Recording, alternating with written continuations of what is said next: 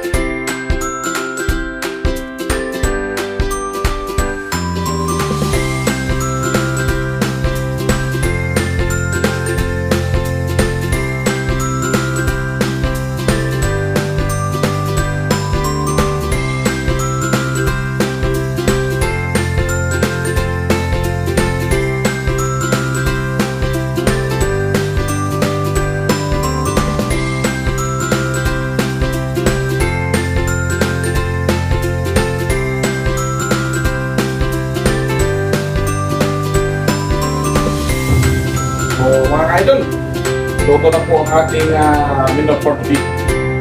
Ang ating beef with beef recipe mga idol. So ito na po ang ating finished product. So titikman natin mga idol kung patok pa sa lasa ang ating menu for beef. Para matuwa naman tayo mga idol. Bismillah!